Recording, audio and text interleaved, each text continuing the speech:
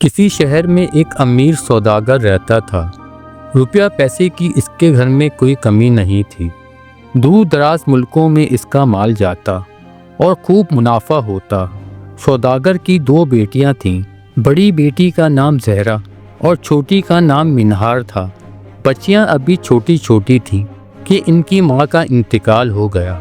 سوداگر کو بھی بیوی کی موت کا بہت صدمہ ہوا۔ اس نے پھر دوسری شادی نہیں کی، کچھ مرحومہ بیوی کی محبت میں اور کچھ اس خیال سے کہ سوتیلی ماں نہ جانے میری بچیوں کے ساتھ کیسا سلوک کرے، لیکن وہ اپنا زیادہ تر وقت سفر میں گزارنے لگا۔ بچیوں کی پرورش اور دیکھ بھال کے لیے ایک بوڑھی آیا رکھی ہوئی تھی۔ نوکروں کی پوری فوج اس کے اشارے کی منتظر رہتی۔ محل نما مکان تھا، کسی چیز کی کمی نہیں تھی۔ بے جا لاڈ پیار سے لڑکیاں بگڑ رہی تھیں۔ دونوں ہی نہایت خود پسند، ضدی، خود غرض، بدتمیز اور بد تہذیب بن گئی تھیں۔ کسی بات پہ نہ سننے کی عادت نہیں تھی۔ نوکروں کی شامت آئی رہتی۔ ذرا ذرا سی بات پر کسی کے بال نوچ لیے، کسی کے کاٹ لیے، کسی کے ڈنڈوں سے پٹائی ہوئی۔ اس پر بھی بس نہ تھا۔ جب باپ گھر آتے تو ان نوکروں کی جھوٹی سچی شکایتیں لگاتی، اور جب تک ان کو پٹوا نہ لیتی مانتی نہیں تھیں۔ سوداگر جب گھر آتے تو دنیا بھر کے قیمتی کھلونے لے کر آتے، بے جا ناز نخرا اٹھاتے اور غیر حاضری کی پوری کسر پورا کرتے۔ اس سے ان کے دماغ اور خراب ہو جاتے۔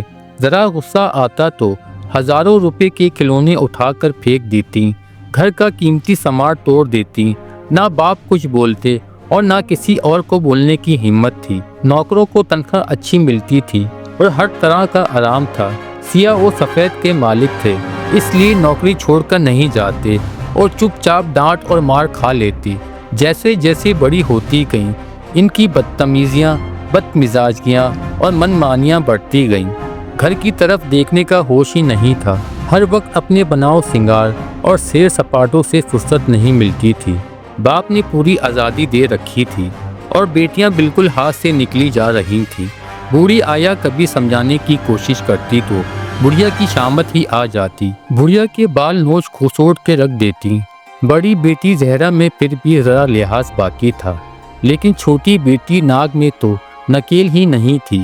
ہر وقت گھر میں ایک ہنگامہ رہتا۔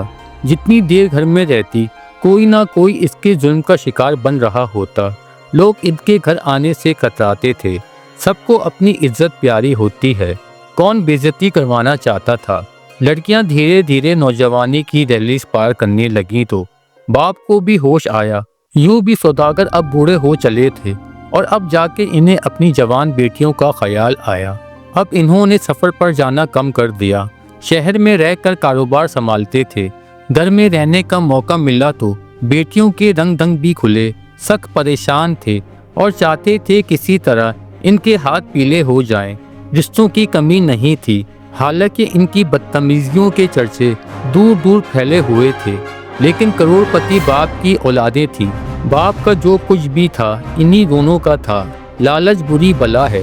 لوگ پیسے کی خاطر یہ کڑوا گھونٹ بھی پینے کو تیار تھے، لیکن ان لڑکیوں کو کوئی بھاتا ہی نہیں تھا۔ جو کوئی رشتہ لے کر آتا اس میں 100 عیب نکال کر رکھ دیتی۔ کسی لڑکے کا رنگ کالا ہے تو کسی کا پچکا شلجم، کسی کی آنکھیں چھوٹی ہوتی تو کسی کی ناک چپٹی ہوتی، کوئی بہت لمبا ہوتا تو کوئی چھوٹا۔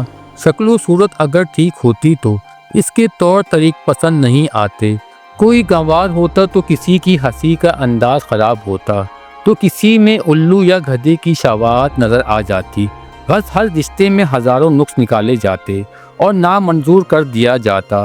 کئی دنوں تک دونوں بہنیں آنے والے رشتے کا مذاق بناتی رہتی۔ آخر اللہ اللہ کر کے زہرا کی شادی ہو گئی، لیکن منہار کو کوئی پسند نہیں آتا تھا۔ اس کی خود سریاں اور بدتمیزیاں حد سے بڑھ گئی تھیں۔ لوگ ان کے گھر میں قدم رکھتے ہوئے گھبراتے تھے کہ کیا پتہ کب کس کی عزت مٹی میں ملا دے۔ سوداگر سخت پریشان تھا۔ بیٹی کی رنگ ڈھنگ اور اس کی فکر نے انہیں وقت سے پہلے بوڑھا کر دیا۔ منہار اپنی باپ کی بھی نہیں سنتی تھی، عمر 30 کے قریب پہنچ رہی تھی۔ سوداگر کو فکر تھی کہ کل اس کی آنکھیں بند ہو گئیں تو اس لڑکی کا کیا ہوگا۔ دماغ 7ویں آسمان پر تھا اور مزاج کسی سے ملتے ہی نہیں تھے۔ सौदागर के दोस्त का एक बेटा था जिसका नाम आबिद था। दोनों दोस्त शिरकत में कारोबार करते थे। दोस्त का इंतकाल हुआ तो बेटे ने सारा कारोबार संभाल लिया। बहुत ही नेक, सादतमंद और समझदार लड़का था। सौदागर को अपने बाप की जगह समझता था और इनकी बड़ी इज्जत करता था। सौदागर, जिन्हें वो अपना चचा कहता था, इनकी परेशानी इससे देखी नहीं गई। एक दिन इसने सौदागर से कहा, चचा, मैं आपकी बेटी से शादी करने को तैयार हूँ। शर्त यह है कि आप मेरे किसी अमल में मुदाखलत नहीं कीजिएगा। सौदागर ने कहा, बेटा, वो तो ठीक है, लेकिन तुम बहुत अच्छे लड़के हो और मैं नहीं चाहता कि मेरी बेटी से शादी करके तुम जिंदगी भर की लानत अपने गले लगा लो। वो किसी तरह तुम्हारे लायक नहीं है। लड़के ने कहा, आप इसकी फिक्र ना करें, बस इतना कीजिएगा कि शादी के बाद जैसे ही आपकी बेटी को रुखसत करवा के ले जाऊं, आप भी कहीं सफ़र पर निकल जाइएगा। नौकरों की छुट्टी करके मकान को ताला लगा दीजिएगा और अपनी बेटी के नाम के तमाम बैंक के खाते बंद करवा दीजिएगा। वो पैसा ना निकाल सके। सौदागर राजी हो गए। अगले दिन आबिद सौदागर के घर पहुंचा।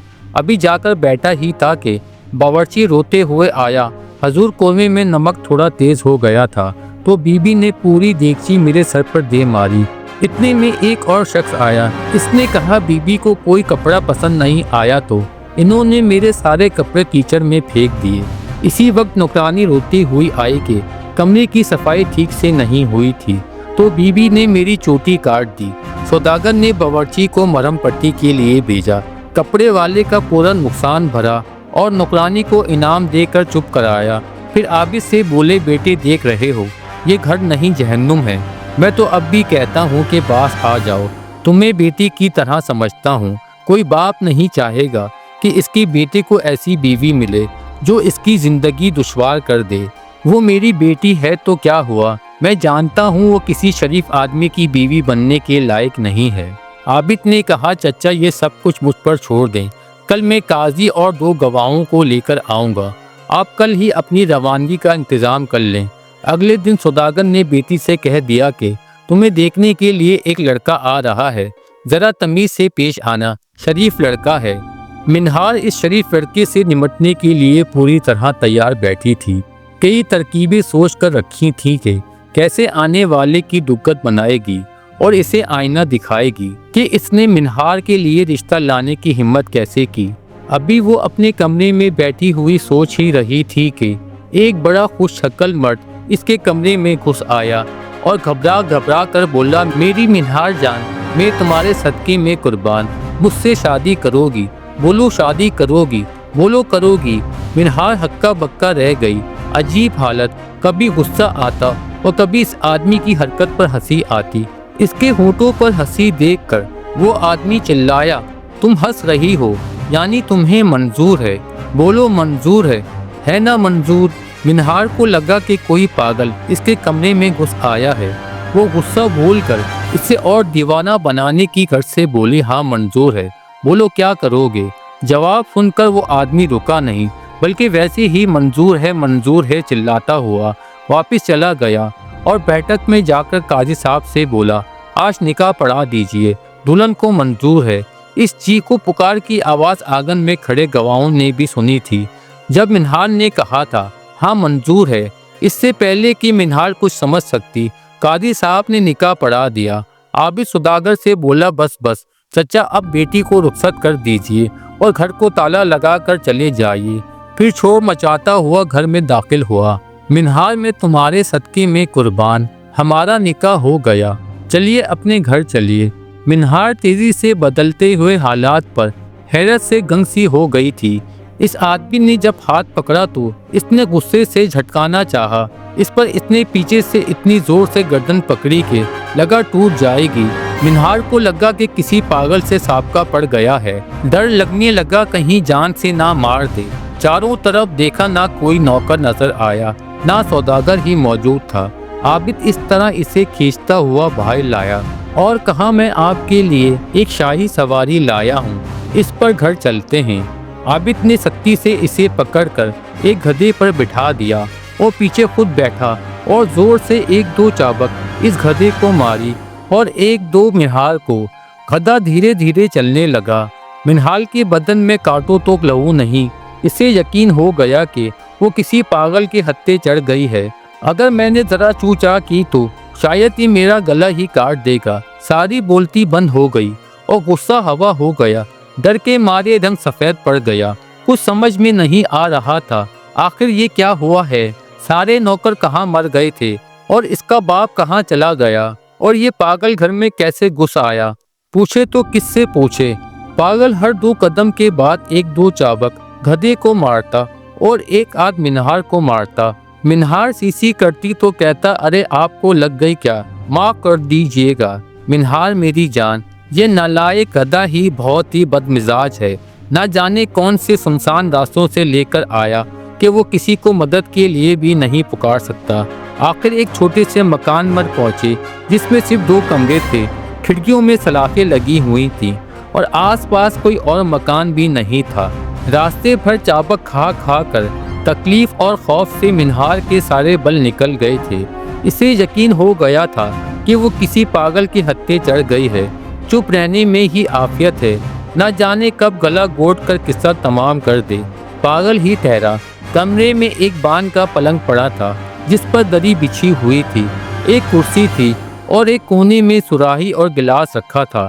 کمرے میں پنکھا بھی نہیں تھا، ایک چھوٹا سا بلب چھت سے لٹک رہا تھا اور پلنگ پر ہاتھ کا پنکھا پڑا تھا۔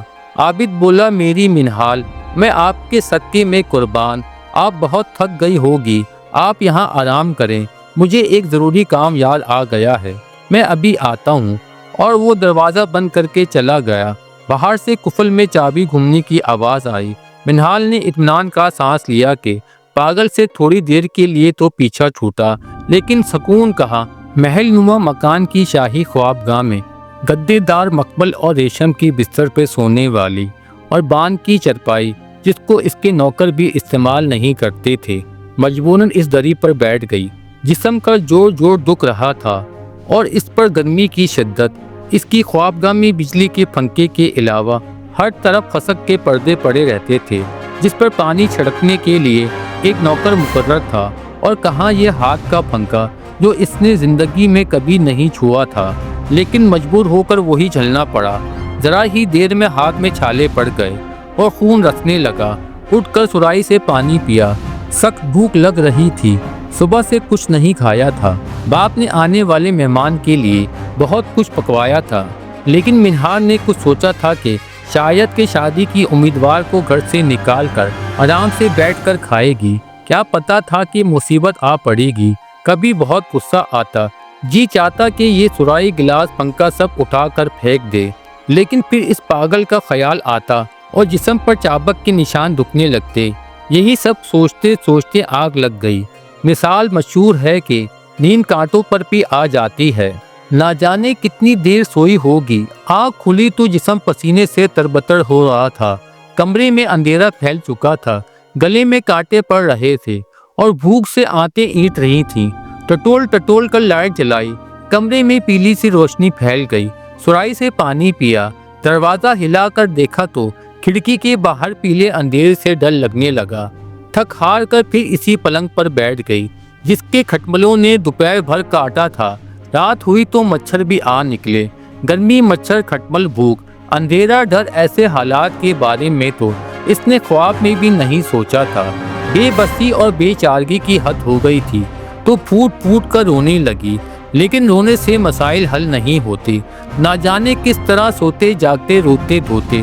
صبح ہوئی، صبح دروازہ کھلا اور عابد ایک ہاتھ میں مٹی کے کلڑ میں چائے اور ڈبل روٹی لے کے اندر داخل ہوا۔ صبح بخیر میری منہال، میں آپ کے صدقے میں قربان، رات کیسی گزری، مجھے خیال ہی نہیں رہا کہ آپ بھوکی ہوں گی۔ کام میں ایسا الجھا تھا کہ صبح ہو گئی۔ دیکھیے میں آپ کے لیے اسپیشل سوندھی سوندھی چائے خود اپنے ہاتھ سے بنا کر لایا ہوں، چلیے ناشتہ کر لیجیے۔ منہال کا جی تو چاہا کہ چائے اس کے منہ پر دے مارے، لیکن ایک تو پاگل کا ڈر، اوپر سے بھوک اپنی آخر حدوں کو چھو رہی تھی۔ چپ چاپ ڈبل روٹی چائے میں بکو کر حلق سے اتاری۔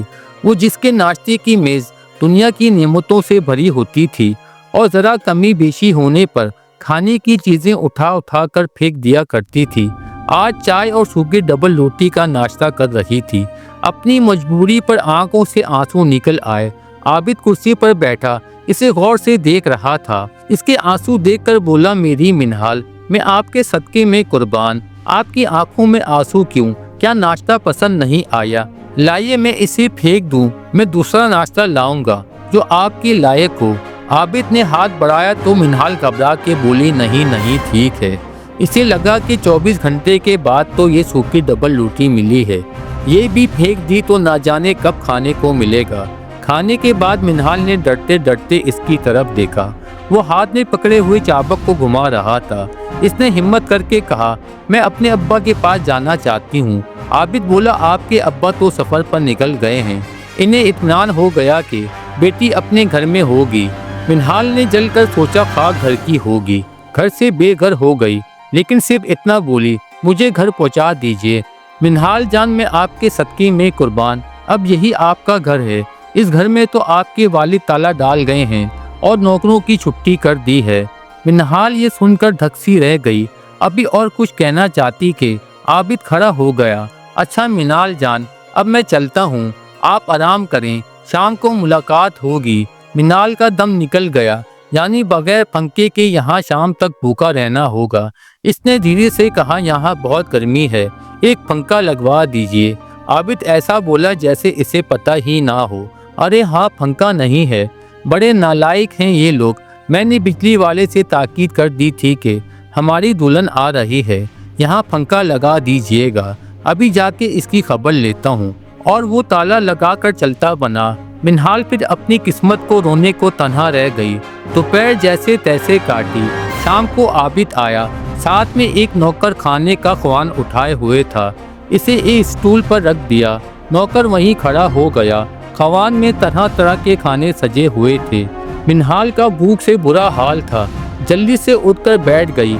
आबिद बोला, ठहरिए, पहले मैं चख कर देख लूँ ये मेरी मिनहाल की खाने के लायक भी है या नहीं। ये बड़ी नाजो मिजाज हैं। आबिद हर प्लेट में से 2 निवाले खाता, खाने में ऐप निकालता और नौकर को डांटता, ये खाना पकाया है तुमने, ये खाना हमारे बेगम के खाने के लायक नहीं है। आखिर में कटोरे में पतली सी दाल और 2 रोटियां भेजी, वो इसने मिनहाल के आगे रख दी। मिनहाल जान, क्या बताऊं, ये नौकर बहुत नमक हराम है, आपके शायानो शान खाना पकाना नहीं जानता। आज आप इसी से काम चलाएं। मिनहाल ने सोचा, अभी पहाड़ सी रात पड़ी है, अगर ये खाना भी ले गया तो क्या होगा। दोपहर सी भूखी परेशान पड़ी हूँ। इसने चुपचाप दाल से लगा कर रोटी खा ली और आबिद नौकर के साथ चला गया। 2 दिन ऐसे ही चला। तीसरे दिन इतना हुआ कि आबिद बजाय कमरे में ताला लगाने के घर में ताला लगा कर गया। मिनहाल ने कमरे से बाहर निकल कर देखा, 2 कमरों का मकान था, एक बावर्ची खाना भी जहां खाने पकाने का सामान मौजूद था। मट्टी के तेल का स्टोव भी था, लेकिन खाना पकाना किसको आता था। स्टोव जलाते हुए जरूर एक आध बार नौकर को देखा था, लेकिन जलाना कौन जानता था। भूख लगी तो स्टोव जलाने की कोशिश की, कभी बुझ जाता कभी भड़क जाता। हाथ जले, आगे के बालों की एक लट जल गई, लेकिन स्टोव नहीं जला। जी चाहा उठाकर फेंक दे। फिर डर गई कि आबिद आकर ना जाने क्या बर्ताव करेगा। अपनी बेबसी पर रोना आ गया। कमबख्त घर भी तो ऐसा बंद था कि कहीं से निकलकर भागने की गुंजाइश नहीं थी। मिनहाल के बाप के पास लाखों रुपया पड़ा था, लेकिन वो 2 रोटियों की मोहताज थी। आखिर कच्ची गाजर मूली खाकर पेट भरा और आकर फिर पलंग पर लेट गई। 3 दिन गुजर चुके थे, इसने कपड़े भी नहीं बदले थे। कहाँ वो दिन में 10 जोड़े बदल देती थी और एक बार के पहने हुए कपड़े दोबारा नहीं पहनती थी। नौकरों को बख्श दिया जाता था और कहाँ 3 दिन से एक ही जोड़ा पहने थी जो पसीने में बस गया था। चौथे दिन आबिद आया तो अपने साथ कपड़े वाले को लाया और बोला, मेरी मिनहाल जान, मैं आपके सदके में कुर्बान, मैं भी कितना बुलक्कड़ हूँ, मुझे याद ही नहीं रहा कि आपने कई दिन से लिबास तब्दील नहीं किया है। मैं कपड़े वाले को साथ लाया हूँ, आप अपना कपड़ा पसंद कर लें। कपड़े वाले ने कपड़े दिखाने शुरू किए। रेशम अतलस के कुछ डिज़ाइन इसे पसंद आए। कहने लगी, हाँ ये डिज़ाइन मुझे पसंद है, मैं बहुत दिन से इसकी तलाश में थी। आबिद बोला, ये आप पहनेंगी। आप नहीं मिनहाल जान, ये आपके लायक नहीं है, और इसे उठाकर फेंक दिया। कैसा कपड़ा लाए हो, जो हमारी बेगम के काबिल ही नहीं है, कुछ और दिखाओ। कपड़ा वाला कपड़ा दिखाता रहा और ये थान उठा उठा कर फेंकता रहा। कपड़े वाले को पहले ही समझा दिया था कि तुम्हारा जो नुकसान होगा मैं भर दूंगा। आखिर एक सस्ता सा सूती कपड़ा पसंद किया। मिनहाल जान, ये आपके लिए मुनासिब है, मैं आज ही सिलवा कर लाता हूँ। आबिद कपड़े वाले को साथ ले गया और मिनहाल के पास रोने के सिवा कुछ चारा नहीं था।